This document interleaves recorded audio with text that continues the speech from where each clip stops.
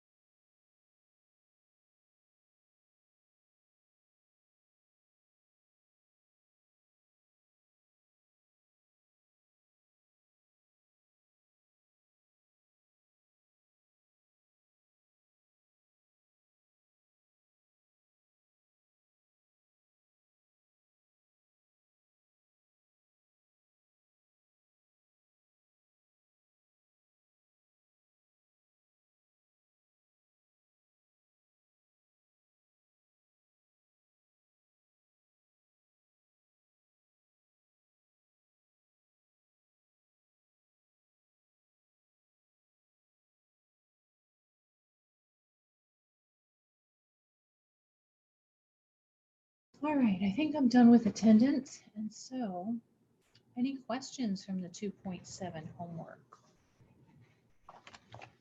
Questions, concerns, craziness, non-craziness?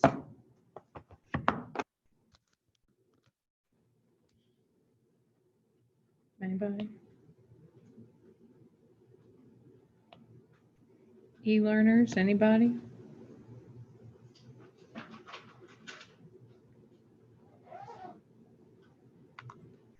Okay, let me see if this is going to broadcast because Last week we had some interesting issues. So it looks like it's going to, and I gotta go fix that little thing that pops up. Go fix that.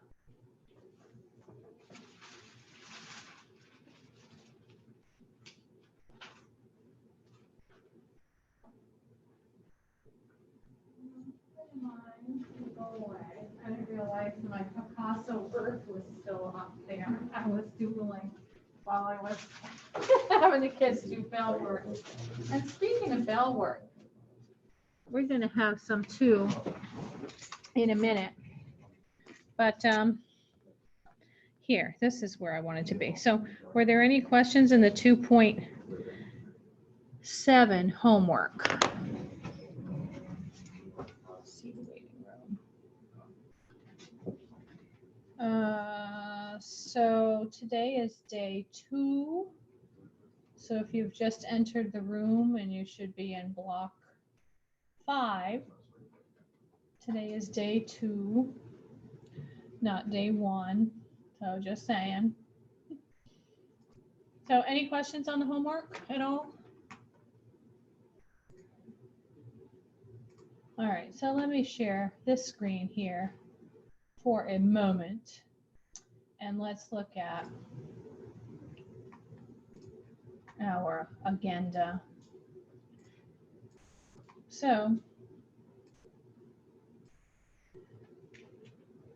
there's your quote by Jean Michel. He's French. Let me make sure my microphone's on. I guess everybody online is just silent this morning. And so I'm trying to do a wrap up here at 2.7. Questions, concerns so far I have 0, nothing, nada. So if there is 0, nothing, nada for questions or concerns in that section, then we're going to move into section 2.8, which is continuity, a very important but pretty simple section. And what you're going to do is determine the continuity of a function at a point. So shall we move on? Or shall I give you one more chance to tell me whether or not you have a question in 2.7, not 7 point something. Oh, yeah. 1 through 19, not 1 through 27, right? Right, I gave you guys 1 through 27. The 1 through 19 odd was for, so remember BC is on the same track as you for the first semester kind of, but they're going a lot faster. So this just was not erased over here. Yeah, it's 1 through 27 for you guys. And I may have put 1 through 19 like on the Canvas thing. And if I did, I apologize because I just copy them from class to class because it's a little bit easier for me when they copy, of course. Yeah, it was 1 through 27 odd. And if there were any questions, please don't hesitate because our test is coming up. And today you're going to learn the last section of chapter 2. On campus, I saw that 2.7 is due tomorrow at 10 a.m. Is that right? Can we turn it in tomorrow? Yeah, you can turn it in tomorrow because I forgot to, well, I didn't forget to. I actually copied it over and I got a bunch of emails from kids saying that there was no place to put the homework. And so I looked this morning and sure enough, it didn't copy it over. So anyway, that's not your fault. But anything at all? Anybody, anything? All right, so let's go to 2.8 then. And let's look at continuity of a function. Oh, thank you. Victoria is here then because I marked her absent. Okay. And Shemai is also here. All right. So let me flip my iPad and get like a full screen thing going on here. Come on, you can do it. There you go. All right, and we're going to talk about continuity, which is the last section of chapter 2. And then you're going to get into some cool stuff. As if this wasn't cool. But anyway, continuity. So we're very, very concerned about when a function is continuous. And the reason why is because when a function is nice and smooth and continuous, in other words, you could, take your pen and you could start at the leftmost point or any point on the function and trace over it without having to lift your pencil off the paper, then we think of that as being continuous, all right?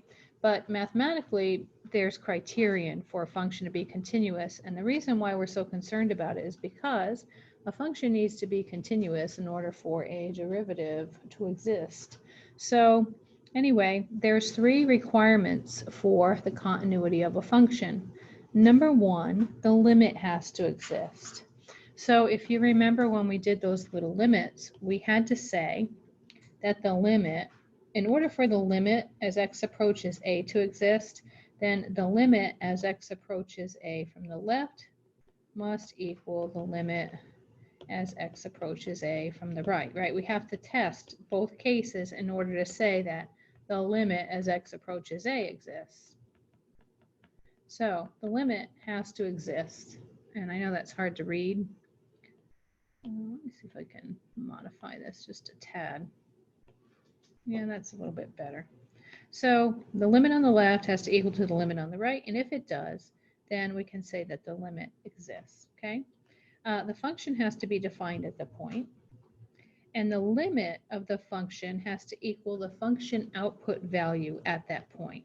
So, if you take the limit of a graph and, you get a 5 or something, then f of a must also equal 5. So the height of the graphs must be the same.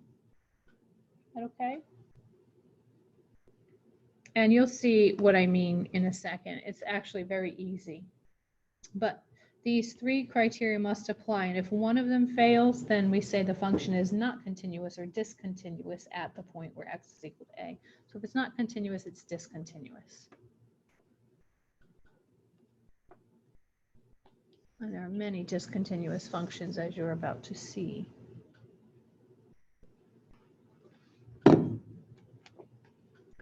I have not had enough coffee this morning. I kept waking up at like 1, 2 in the morning thinking that it was 10 in the morning. I was having dreams that it was 10 in the morning and I didn't hear my alarm, and it was a school day and nobody knew where I was. It's terrible. Then you wake up and you can't go back to sleep. And then you fall asleep and you wake up again. What a miserable night last night. I need the Starbucks delivery, like straight to my door. All right, so that being said, here's 3 little pictures of functions. Now, this first picture, this function is continuous, right? I can take my pen and trace over the whole thing, not having to lift it off the paper.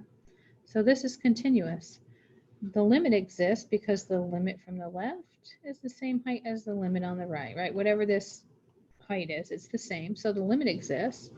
F of a is defined, and the limit as x approaches a is the same or equal to f of a. Is that okay? So this height here, if I plug in an a, I get f of a is the same height as the limit from the left and the right. So the limit is equal to the function output value at that point.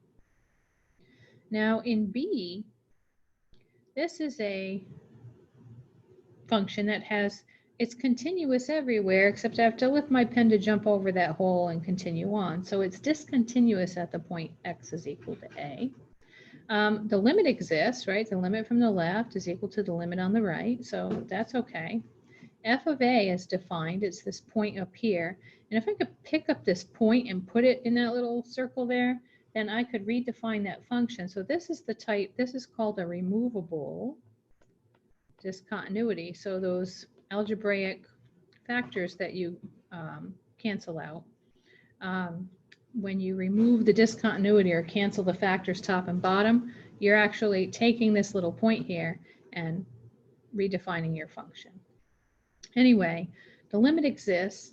The function is defined at a, but the limit is not, so the limit as x approaches a of this function does not equal f of a. The heights are not the same. This one might be a height of, say, 4, and this one might be a height of 6 or something like that. So the heights are different, so it's discontinuous at that point. And then we have some interesting function here that has a break. So, I mean, you can just look at that and know it's not continuous, right? It's a huge jump between here and here. And so the limit doesn't even exist. So we wouldn't even go any further. We would just say, you know, f of x is discontinuous at x equals to a. Now, again, in this case, in this particular case, if I could take this little handle thing and move it down and, you know, redefine the function, then I could make it continuous. But for right now, it's discontinuous. All right. So let's look at a graph so you can kind of see what I mean, such as this graph here. And we've got a graph here. And the first thing we're asked to do is state the numbers at which G is discontinuous and explain why. So as you know, I started going on the bandwagon trying to get a bunch of homeworks graded yesterday, and I will get to do some today as well, thankfully. And what I'm noticing is a lot of you are saying, so I'm seeing things like, because the thingy, that's not a math term, the thingy isn't there, or, you know, because it is decreasing, and I'm writing what's decreasing. You need to be very specific in AP Calculus, okay? You have to specify what it is you're trying to convey to a grader, because these graders, think of them as very evil people behind a curtain, and they don't know anything about you. All they do is get your paper, and they're ready to hack it up, and they don't care how it affects you. You're either going to pass or you're not going to pass, and I'm not kidding about that. So I don't know if they're evil though, but anyway, the idea is that you need to be as precise and as specific as possible. If you're saying that something's increasing, well, is it f that's increasing? Is it f prime that's decreasing? You know, why is this happening? So you need to justify. So you need to get used to explaining, all right? So give me a point, an x coordinate for which the function is discontinuous. When x equals what? -3. Why at -3? This graph jumps, it's just kind of. Okay, it's true, but AP wouldn't accept that as an answer. So can somebody be a little more specific? Yeah. The limit doesn't exist. Right away. We need those 3 criterion from continuity, right? And the limit doesn't exist. If you think about the limit, you know, the limit from the left is 0 and the limit from the right is -1. So you just say the limit as x approaches -3 does not exist. And you would write it like that. You would say, since the limit as x approaches -3 of this function, oh, this is g, right? Of g of x does not exist. And you're done with that point. Another point, does anybody see another point where the function is discontinuous? X equals -1. Good, and why would we say at x equals to -1? Because the graph approaches the point -1, 1, but like it's actually at -1, 2. Oh, okay, so how would you describe that mathematically on a piece of paper for your grader?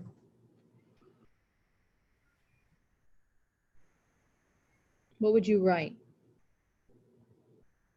So what you said is correct, but you can't write it that way. You got to use math. You want me to help you? The limit f of x does not equal f of a. Yeah, so you'd say the limit as x approaches -1 of this function, which is the function g, so I'm using the correct notation, does not equal g of -1. Is everybody okay with that? So you see I'm using pure mathematics to write it. No words necessary. You know, words.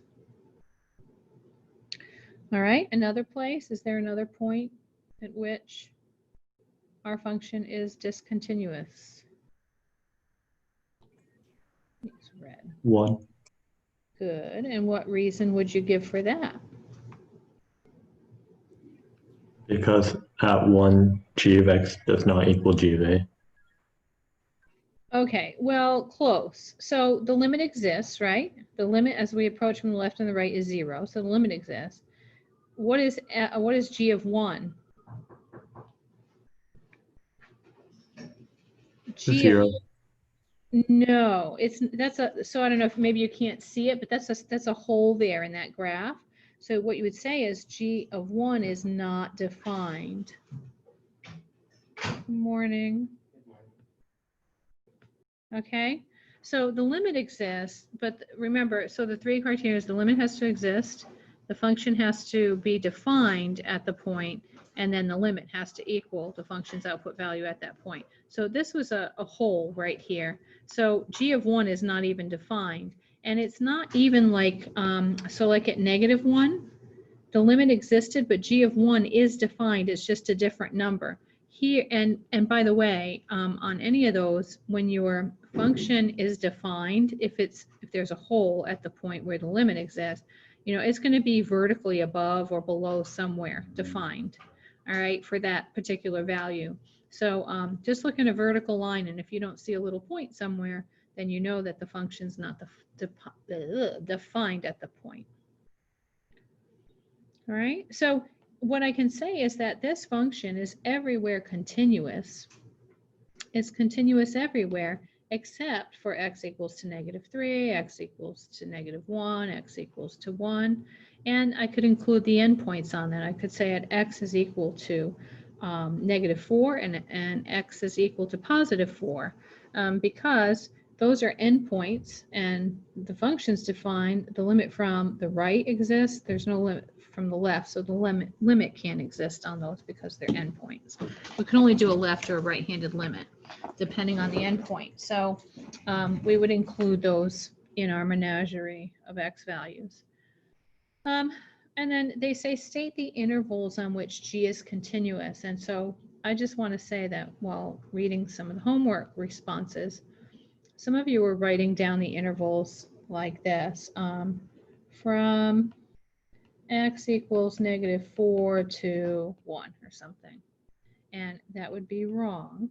So in big boy math, we need to use interval notation, all right? So if they're asking us the intervals for which g is continuous, I might say from -4 to -3, and I might say from -3 to -1, and -1 to 1, and 1 to 4, or something like that. Okay, and you don't have to use, I know back in algebra, I think, I don't know so much about pre-calc, we didn't use it too much, but the union notation, you know, I could say from -4 to -3 in union with -3 to -1 because we stop here and begin here, and so forth. You could use union notation, but generally you don't need to. All right, we're not worried about the semantics of it. So that would be an example of, and AP loves to give these graphs. So this would be, you know, an AP multiple choice question on, you know, which is true, you know, f is continuous at -1, or, you know, f of -1 is 2, and questions like that.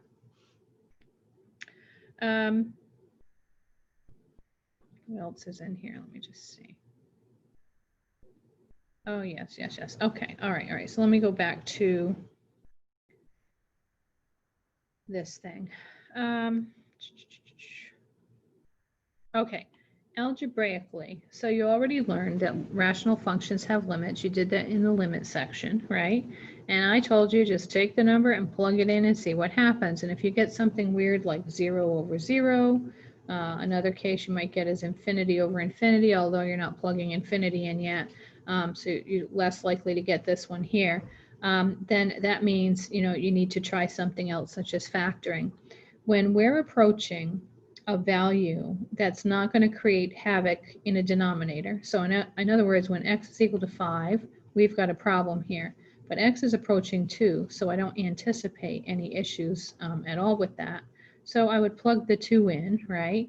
If I plug the 2 in, I don't need limit notation. So I've got 8 minus 2 plus 1 over 5 minus 2. So what is that? 7/3, right?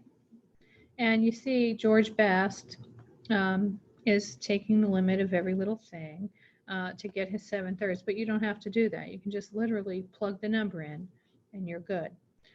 So it's pretty easy with rational functions, right? Now, we can talk about continuity over an interval. So, and we talked about right-hand and left-handed limits in the limit section, but now we're talking about this right continuous and left continuous. So a famous example is the semicircle, which I think I've showed you before, but maybe not. So this is the function root 4 minus x squared. And this is a half circle with a radius of 2. So this is -2, and this is 2 over here. And again, you know, these are endpoints. So I could take my pen and, you know, I could want to decide, is this function continuous at -2? And I could take my pen and I could only come in from the right-hand side, and the function is everywhere continuous, right, to that point from the right. The limit would be 0, g of -2 would be 0, and g of -2 is defined. So I could say that this is right continuous. Does that make sense? Because I have to come in from the right because there's no graph on the left side. And likewise, I could look over here and I could come in from the left and say, well, you know, the limit exists at 0. F of 2 is 0, so it's defined, and the limit as x approaches 2 is equal to f of 2. So I could say that this is left continuous because I can only come in from the left-hand side. And again, you'll see one of these every now and then, but very rarely. Okay, so showing you what they're writing here, you know, they're saying as x approaches -2 from the right, because that's the only direction we can come in from, the limit is equal to the function evaluated at point, and likewise here. So it says we tend to think of continuous functions as having graphs which are uninterrupted. In other words, you know, you can draw a nice smooth curve without lifting your pen, but there are many points in between those disruptions or those points of discontinuity where we would say the function's continuous. Okay, so just keep that in mind. All right. I think the IVE, yeah, and EVT. Okay, so there's 3 existence theorems in calculus. The existence theorems are called the intermediate value theorem, the extreme value theorem, and the mean value theorem. They're extremely important theorems. However, they're called existence theorems because they prove the existence of those things. They don't show you how to find them. And they're in a class by themselves. You probably studied the IVT in Algebra 2, I hope you did, to find zeros of a function. I think you had to plug in, you know, f of 1 and see what sign it was, and f of 2 and see what sign it was. And if it changed signs, then you knew it had to cross the x-axis. You might vaguely remember that. But anyway, we're not going to use it for zeros. We're going to use it for other things. So the IVT, we call it the IVT, the EVT, and the MVT for short. And AP uses those acronyms also. I teach those all at once. So those will be taught later on, so you would not be tested on these yet, all right?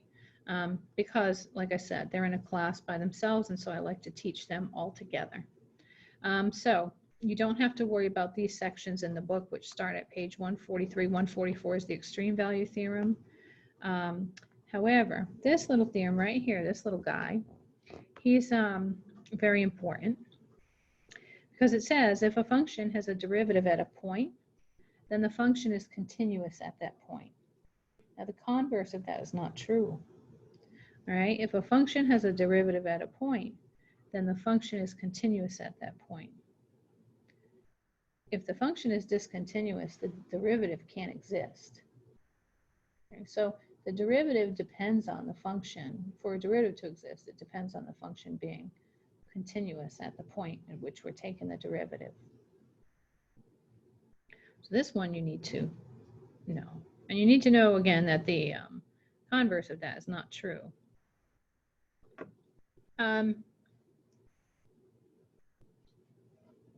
And we see, you know, 3 more pictures down here.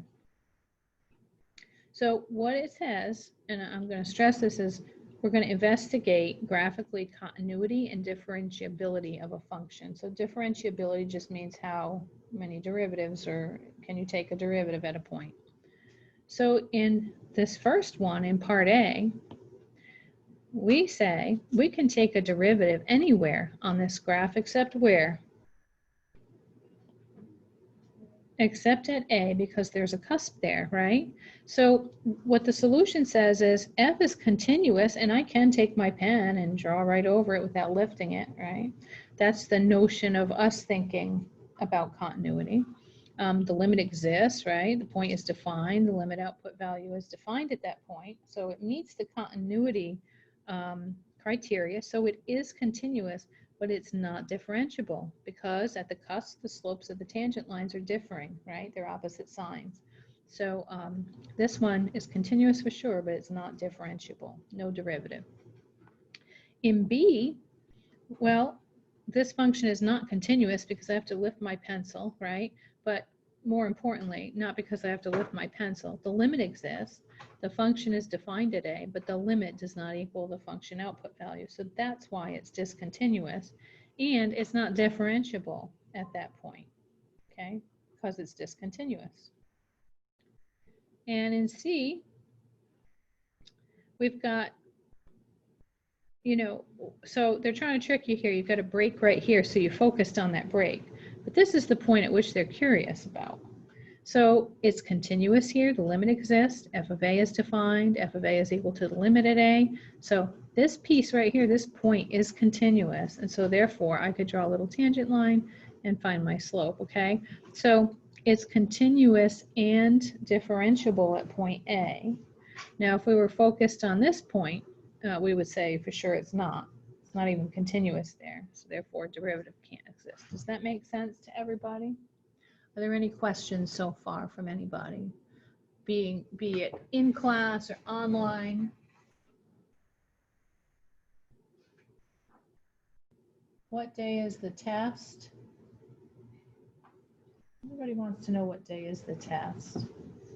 Well, if we're finishing 2.8 today, we can do a thorough review on Wednesday. So I would say Friday of this week. We might not be able to test this week because e-learners are supposed to come in and do their FSA testing. E-learners, you're supposed to come in and do FSA testing this week? I think it starts tomorrow. Well, I can't keep postponing tests. I mean, an FSA test, it's just to see where you're at test, right? I mean, It's a graduation requirement. it is? Yeah, the one that we're taking. For is supposed to real? be Sophomore year. So, what are you going to do when you guys are in college and you have to take exam after exam after exam? They don't care how many other exams you have. In IB, we don't care how many. Oh, I got 15 exams. Too bad. Here's my test. What are you guys going to do? Well, that's only one time a year.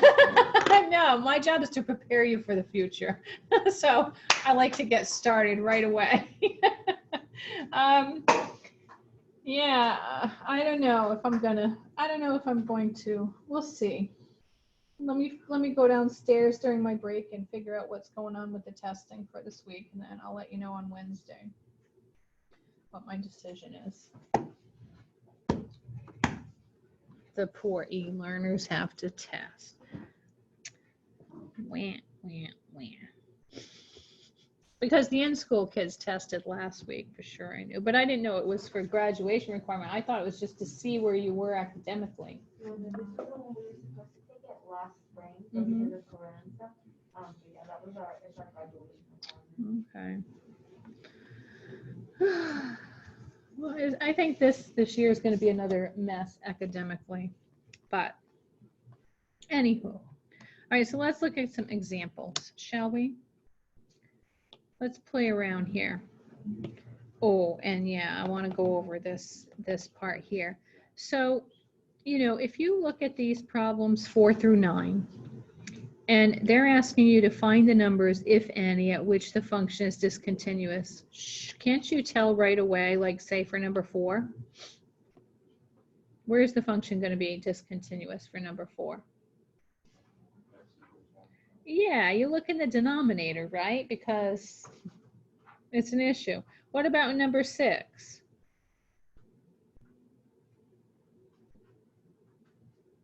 You think there's going to be any points of discontinuity number 6? What is that graph of? It's the V-shaped graph, the absolute value, right? And it has a horizontal shift to the left of 2 units. So this graph looks something like this, right? Is it continuous? It definitely is. The limit exists, right? The function is defined at all points. The limit exists equals the function output value. But is it differentiable? So they're not asking you about differentiability. They're asking you whether it's continuous or not, right? So this one wouldn't have any problem, right? This is continuous everywhere. What about e to the x times the sine of x off the top of your head? You all know what that looks like, right? Probably not. It's okay, you could get out your calculator, but you know what the sine of x looks like, right? It's just oscillating, right? On and on. You know that e to the x looks like this, right? Goes forever. It's asymptotic to the x-axis. And so, you know, you could take your calculator out and you could graph that product. The kids in school, they're all pulling out their calculators. I love it. All at once, like a song. So e to the x, sine of x. And if you graph this, oh, you gotta make sure you're in radian mode. If you graph the product, I don't know if you guys can see or not. Let me stop sharing this for a second. Stop. And we'll go to the camera and we'll try and get a clear visual on that. You know, some craziness going on, right? And, you know, this thing keeps going. It just gets bigger and bigger because of e to the x. But anyhow, is it continuous? Well, I don't know. I got to follow it forever, right? No, you don't. It's a continuous function. There's no place where this thing is going to be a problem. However, you know, if we think about e to the x, what if I had like e to the -1? That's not a problem. E to the -1 is just 1 over e, right? That's a positive number. I can't plug anything in there to make it weird. Even if it were 1 over e to the x, if I plug in a 0, that's 1, right? If I plug in a negative number, it makes it positive if I bring it back upstairs. So the idea is it's continuous and, you know, you use your calculator. Now, in this next section, I got to show you how to do these. It's not hard. It's actually really easy, but it's really important. You're going to be asked several times in your calculus career. Oh, let me reshare my screen here. Share. To find a number that makes a piecewise function continuous. So remember that all piecewise functions are discontinuous. Share. At some particular point, and the particular point is always the restriction point. Now, in this case here, what George did was he let all of the restrictions for each one of these problems be at 1, okay? And remember that piecewise functions work in pieces. So for example, in order for this piece to be true, all the values of x have to be less than 1, and in order for this piece to be true, all the values of x have to equal or be greater than 1, right? So we work on them piece by piece. So they want you to find a number b that makes the given function continuous at x equals to 1. So this is what you do. You say, so we'll do number 10 here. We'll do this one. So what you're going to say is the limit as x approaches 1 from the left. Now, I'm working on this first piece. And why would I say as x approaches 1 from the left? Go ahead. Because the values of x have to be less than 1, right? So those are where those values are going to be. So for this first piece, the limit as x approaches -1 of bx squared minus 1. And the idea is this, is that you can't simplify this expression. You don't know what b is, you're trying to find it. But what you do is if you can't simplify what's here, if you can't factor it or, you know, reduce or whatever, then you plug the 1 in, right? So if I plug the 1 in, that means I'm taking the limit. So I get b minus 1. And I hold this thought for a moment or two. Then I'm going to do the same thing for the next piece. I'm going to say the limit as x approaches 1 from the right of x. And as you can see, I cannot simplify it, so I'm going to take the limit and I get a 1. And I'm going to hold that thought for a minute. And then all you do is you set them equal to each other and solve for b. You see how easy? So we have b minus 1 equals 1, so b equals 2. So 2, in this case, the number 2 will make this given function continuous at x is equal to 1. Meaning, you know, this piece would become 2x squared minus 1, and this piece would become x. And, you know, we'd have these restrictions, but this being a 2 here would make the function continuous. All right, so everybody know how to do that now? You just take the limit of each piece in the right direction, solve, you know, take your limit and leave your little expressions and set them equal to each other to solve. So why don't you guys do one for me? Why don't you do 12 for me so I can make sure you understand? That's at home and in class. I'll give you a minute. And you tell me the value of b. And then I have a question for all of you. If your AirPods are green solid, does that mean they're charged? Yeah. The green dot? Oh, okay, thank you. So they're charged. It also tells you your iPad or phone, like how much they're charged. Oh, I didn't know that. Let's see. I've had them for like a month. I used to tell the students who wore them, I'm like, you're gonna get brain cancer for wearing those things. You know, I have them. I had to get them because my husband listens to these Russian news things and it's like, I can't take the sound. So I put these on, I play music.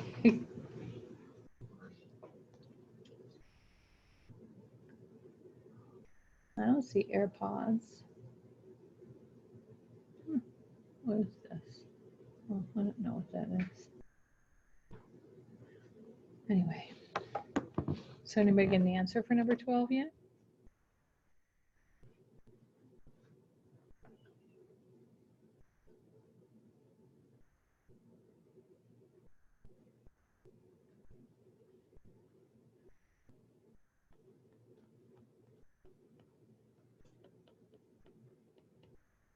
And remember, you're going to have to use this limit notation. I actually made a little video and posted it yesterday because I was so disturbed. It was on, I think, number 11. I posted it as an announcement because you guys were not using the limit definition properly and you're going to lose a lot of points. And I don't care whether you like to write or not. If you want to be in this class and pass that test, you're going to have to write, and you're going to have to write precisely. Did you have a question? You got a voicemail if you're testing tomorrow. Oh, so some students are talking in the chat that they weren't told that there was a test tomorrow.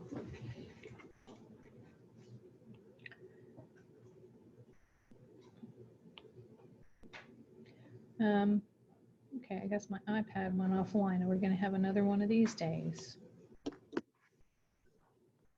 Connecting.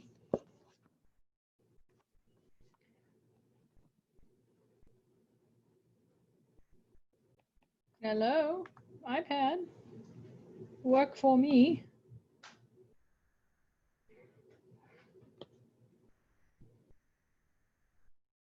Wi-Fi, iPhone.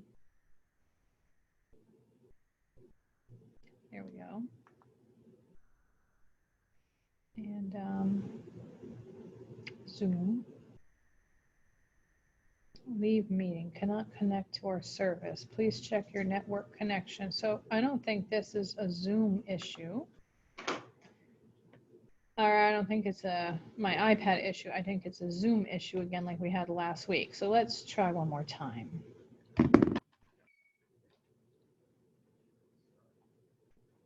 Well, last week we had that one day, remember, where we couldn't, everything was down, it seemed.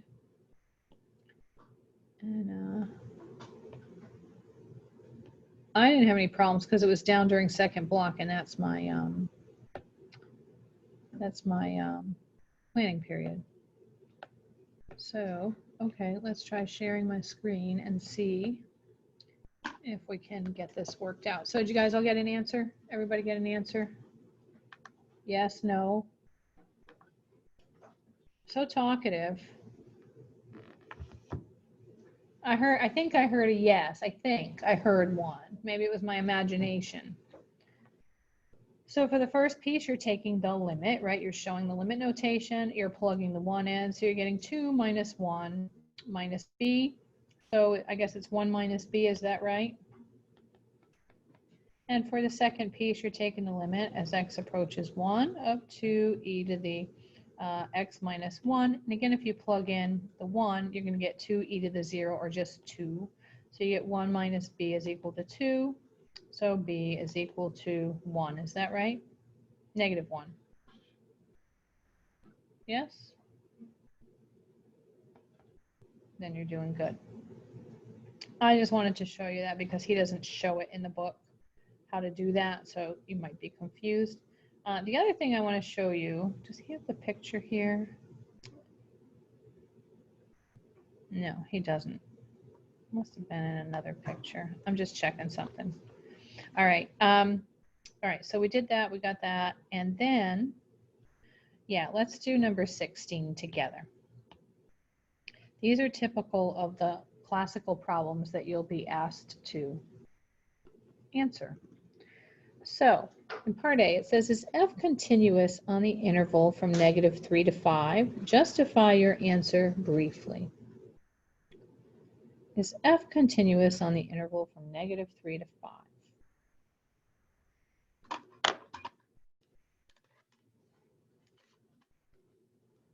What do you think? No? Where? Why not?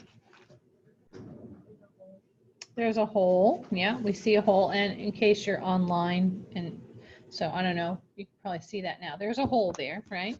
So it's definitely continuous everywhere, but at this hole, it's not, right? The limit exists, but it's not equal to the function output value.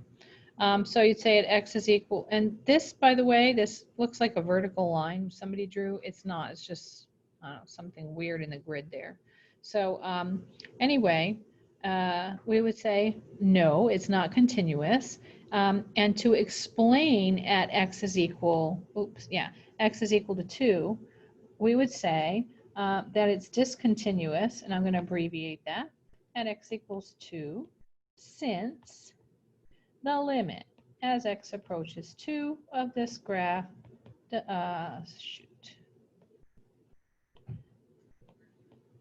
does not equal f of 2. Okay, very precise. I mean 3, yeah, 3.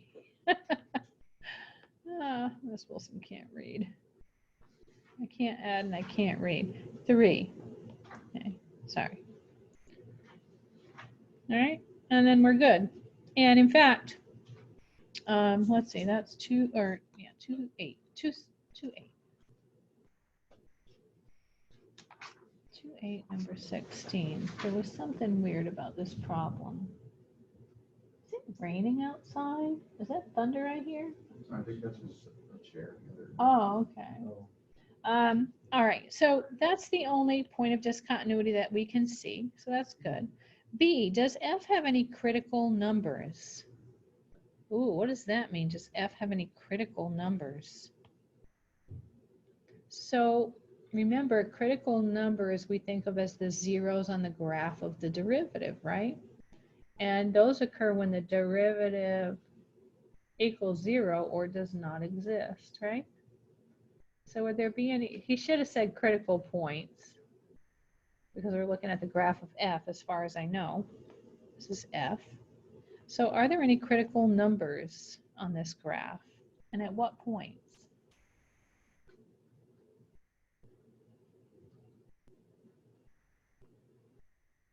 So where are the points, do you think, where the derivative does not exist or equals to 0? Casey, you have a thought? 0, 2, and 3. I'm sorry, can you say it a little louder? 0, 2, and 3. 0, 2, and 3. Yeah, the derivative's not going to exist at this cusp, right? The derivative is going to be 0 at this bump. The derivative is not going to exist at 3 because of the hole, right? Well, not because of the hole, but because of the limit not equaling the output value. What about at the endpoints of this function? Would the derivative exist at, say, x equals to -3? No. And would it exist at x is equal to 5? No. So derivatives, I just want to stress this, derivatives don't exist at endpoints. We might have a left endpoint or left-sided or a right-sided, but they're not going to exist at endpoints. And the reason why I wanted to bring this up again to stress it is because if this is an AP test question, and they look very similar to this particular question, they're going to try and trick you because you're going to be focused on corners and bumps and things like that. And we have a tendency to forget about the endpoints, okay? So don't forget about the endpoints, that derivatives cannot exist there. Dun, dun, dun. All right, anyway, enough about that. What's the next question?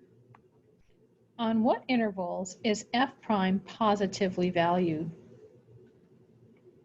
So we look at this graph and we're wondering on what intervals is the derivative graph positive? Well, what do we know about the derivative graph being positive? The derivative graph is positive when what? Good, when the function f is increasing.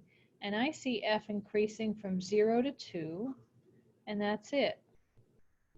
So I would say from 0 to 2. Okay? Yeah. No, generally AP doesn't care, and you could, use square brackets for this one, but generally for turning points, we never use a square bracket because 1 minute the function's increasing and then decreasing at that instant, so we would never use a square one for this one. But you could have written like from 0 to 2 like that, and it'd be fine. What else? On which intervals is the derivative increasing? So let's see. We know that the derivative graph is increasing when what? Yeah, f prime is increasing when f is concave up, right? And f is concave up from -3 to right about, I don't know, here, because then it becomes concave, very slight. It's very slight concave down here, right?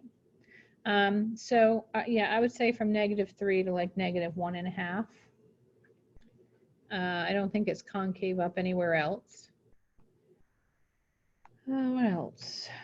Identify any inflection points. Well, we just said that if our concavity is changing in here somewhere, I don't know, maybe x is -1.5, right? And then let's see, this goes to concave down but continues to be concave down. So I think that's the only inflection point that's there. All right, now what's the limit as x approaches 0? What's the limit as x approaches 0 of this function?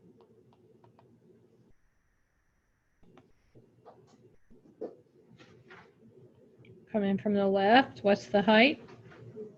And we come in from the right, what's the height? So the limit is 0. G, is f continuous at x equal to 0? Explain briefly. So, is the function continuous? And you would say what? Yes. You would say the limit as x approaches 0 from the left is equal to the limit as x approaches 0 from the right, which implies that the limit, and I know this is messy because I'm writing on the graph, as x approaches 0 exists, right? Terrible, terrible, you can't even read that. Okay, so you need to demonstrate it mathematically. You need to show the grader, hey, I know what this means. I know I have to check the limit on the left and the right. So the limit exists. Is the function defined at 0? Is f of 0 defined? Yes, it's 0. F of 0 is 0, right? It's defined. And is the limit as x approaches 0 equal to f of 0? And you would write those down, okay? I'm just not writing them. Yes, so we would say yes, it's continuous at that point. Is it differentiable at that point? At 0? No, because it's a cusp, right? All right, H. What is the limit of f prime of x as x approaches 2? Ooh, what does that mean? Somebody help me. What does that mean?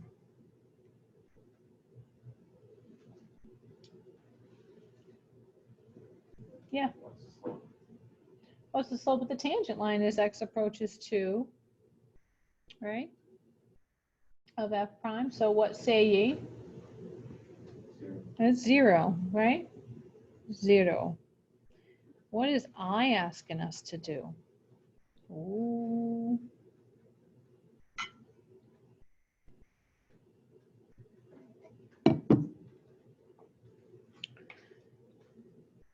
This is no longer an x here, right? So when we take limits, it's x approaching a number. When we take derivatives, it's h approaching 0, which indicates that the width of the interval is decreasing, right? So this is, what is the derivative of this function at x is equal to 0, right? X is equal to 0. What's the derivative? And you would say it, what?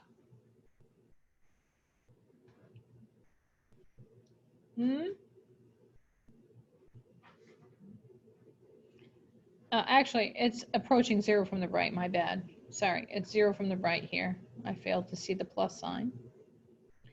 So the limit at x is equal to 0 is what? You got to compute the slope of the tangent line, right? So what you're thinking is, maybe you could use the point 0, 0 and draw a tangent line and find some other nice place in the grid where it goes through, right? Maybe it goes through some nice place. Oh, maybe this point here. So I'd use the point maybe 0, 0 and -2, -2, or sorry, where did I say it went through? -1, -2. And so the slope would be -2 over -1 or 2, right? 2-ish. I'm approximating. So I would say that it's about 2. Maybe it's bigger than that. But and then over here in this problem, in J, we want the derivative as x approaches 0 from the left, right? And so we would pick 2 points again. And again, you can use this point here and, you know, draw a tangent line, and maybe that tangent line goes through the point -1, 1 and 0, 0, you know, and so we could compute that slope and we're going to get a negative something. In fact, the book says, what is that, J? Yeah, I was a little off. So the book said that I actually, the slope was 3, so I'm a little off. And in J, they're saying that the slope is approximately -2.5. Okay, so you just gotta find 2 points and compute the slope. And so then in K it says the derivative, or the, I'm sorry, not the derivative, the limit as x approaches 0 of the derivative, and you would say what? Does not exist, right? Because remember, it has to equal the same from the left and the right. You see that? So, oops, what is that? What is this chat thing?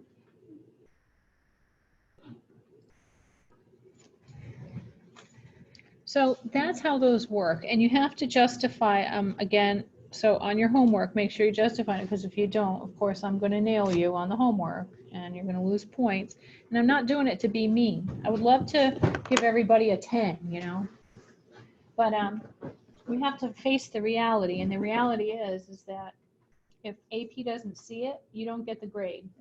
So I have to be consistent with that and get you, because I know that your grades are important to you. So guess what? You learn real fast. And then by the time you take the exam, it's habit and you get a beautiful score, all right?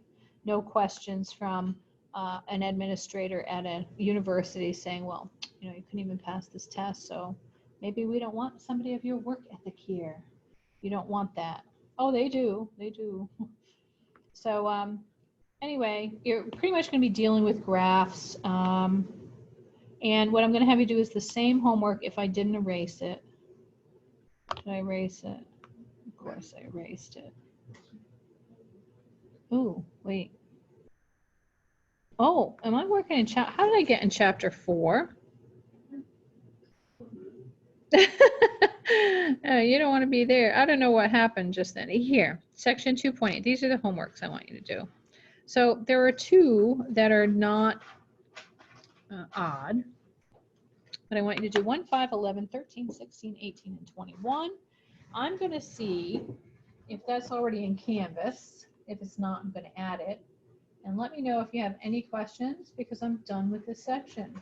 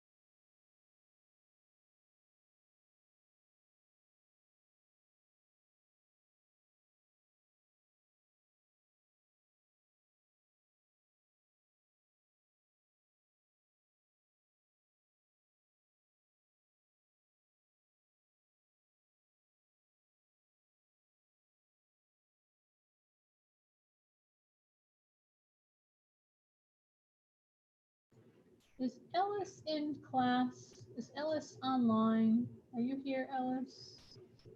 All right, online people. I'm getting a message from Ellis. He's saying that the Zoom link isn't working. Are you guys having any trouble with the Zoom link?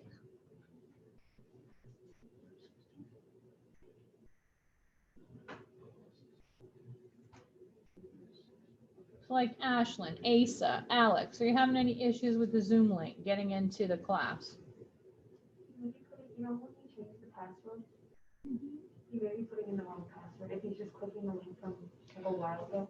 Yeah, I told him that the password changed. And the 3 people I called on are not answering me. Does that mean they're not in class? Somebody. I put it in the chat, but he could have clicked on the link for the conference night because normally the Zoom link we click on is like on the home page. home pages for conference night. So you have to go through announcements. Right. Okay. All right. Thanks.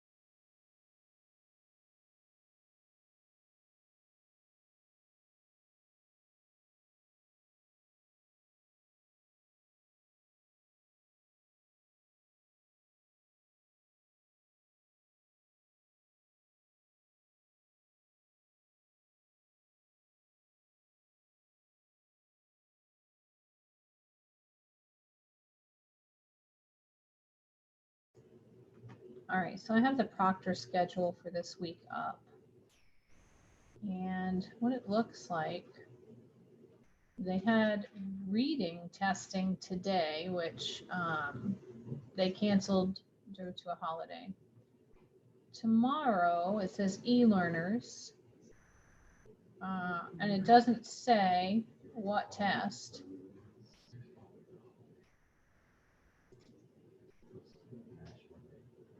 It didn't say anything. I wonder if she's Proctor schedule.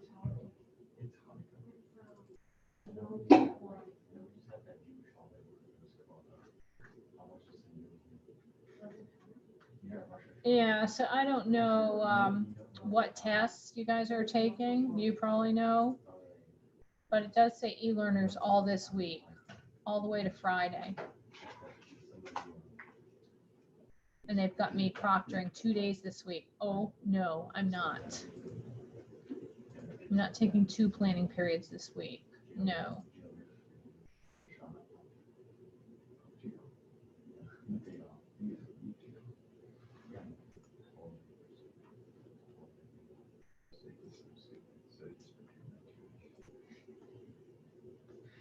Did I just hear you say pretend you're Jewish? No.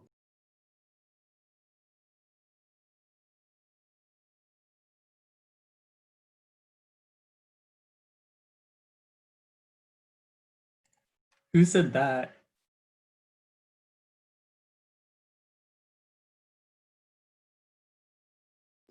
Nobody.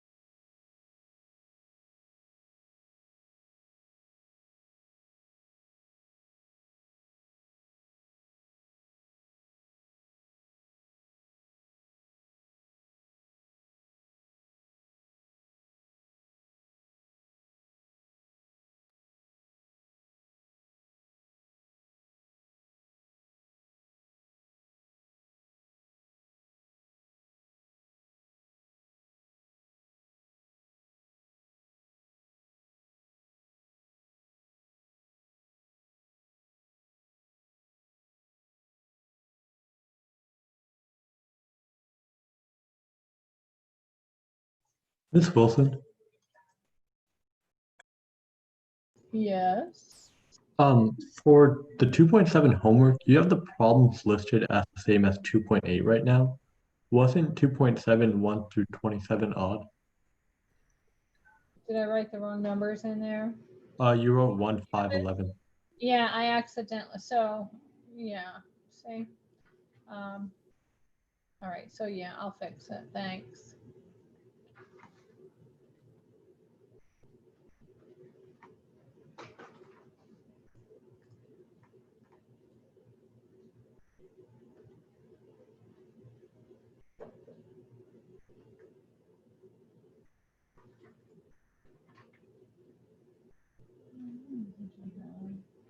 Oh, it doesn't matter what she has there.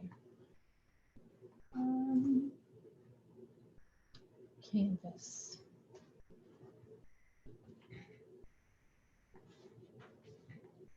Log in.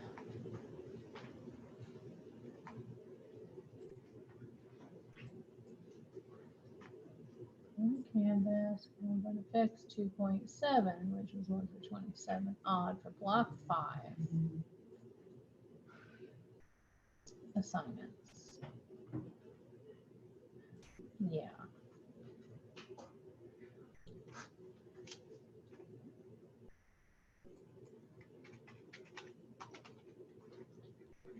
All right, save.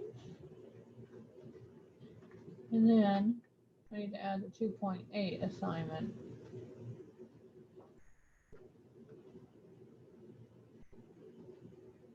Mhm.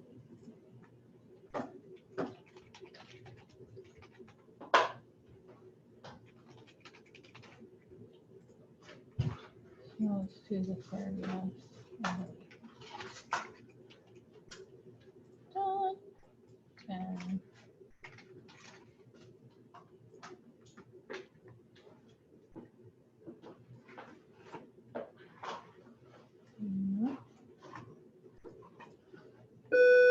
Got our bell. All right, you guys online, have a great day. We'll see you on Wednesday. Good day.